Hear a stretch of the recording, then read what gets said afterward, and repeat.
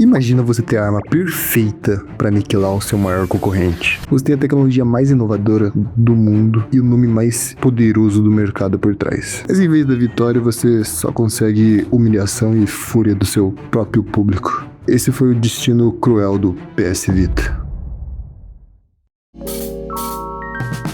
O ano era 2011 e estava sendo anunciado o novo portátil da Sony, o PS Vita. Era um console inovador com tela OLED, 2 analógicos. O PSP só tinha tela touch, traseira touch, câmera frontal e traseira, Wi-Fi 3G. Realmente revolucionário. Mas o que ninguém esperava é que 4 anos depois a Sony anunciaria que não produziria mais jogos AAA para o console e 8 anos depois ele chegaria no seu fim. Mas por quê? Por que um console tão promissor, com tecnologias tão inovadoras, teve um fim tão rápido?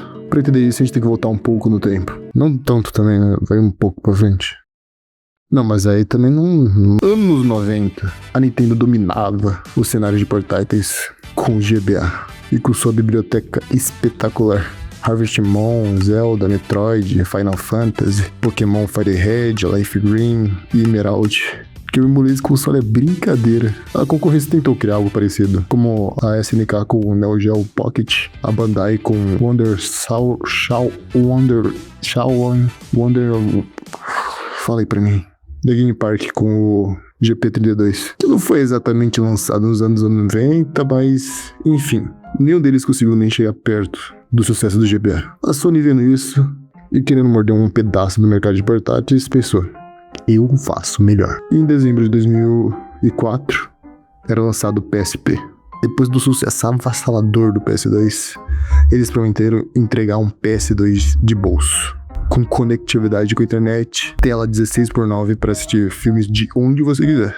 A gente vendo de agora sabe que não foi bem assim, mas as pessoas da época ficaram enlouquecidas. Como assim? Um dispositivo retangular que você carrega no bolso e dá pra assistir filme de onde você estiver?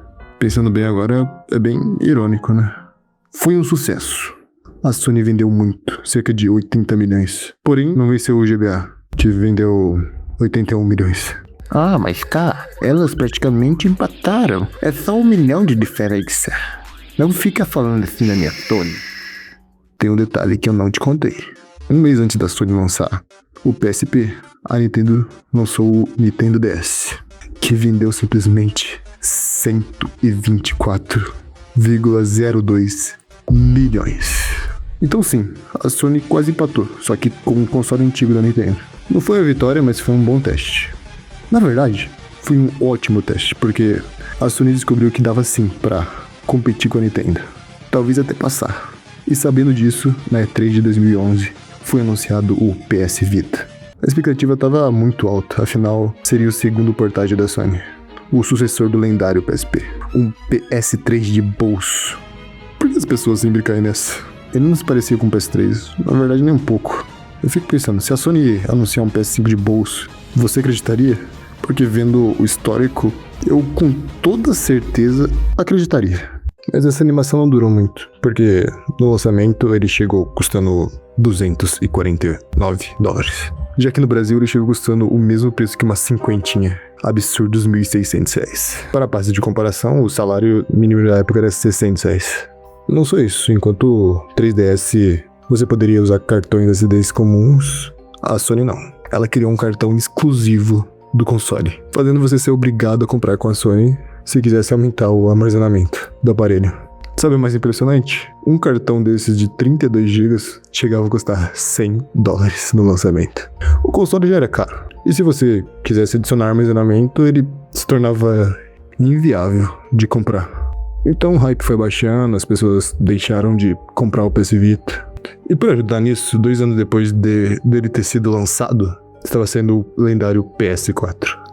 Com gráficos muito melhores, jogos inovadores e novas tecnologias no controle e no console. Aí todo mundo esqueceu de vez o PS Vita. A Sony, para não chatear as pessoas que tinham comprado o PS Vita, anunciou o Remote Play.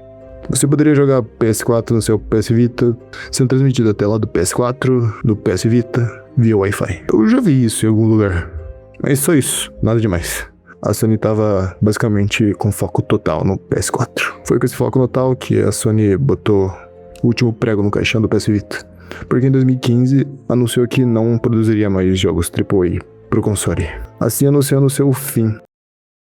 Mas se eu te falar que o PS Vita nunca teve um fim, por mais que a Sony tenha desistido dele, a comunidade nunca desistiu. Eles portam o jogo até hoje. Já portaram Bully, GTA San Andreas, Vice City e 3, Dead Space. Já portaram até jogos atuais também como Hollow Knight e Cuphead. Apesar do lançamento conturbado e da desistência da Sony, é um console que a comunidade ama. E se depender dela, nunca vai morrer. Mas é isso. Se você gostou, se inscreva, deixa o like. Tchau.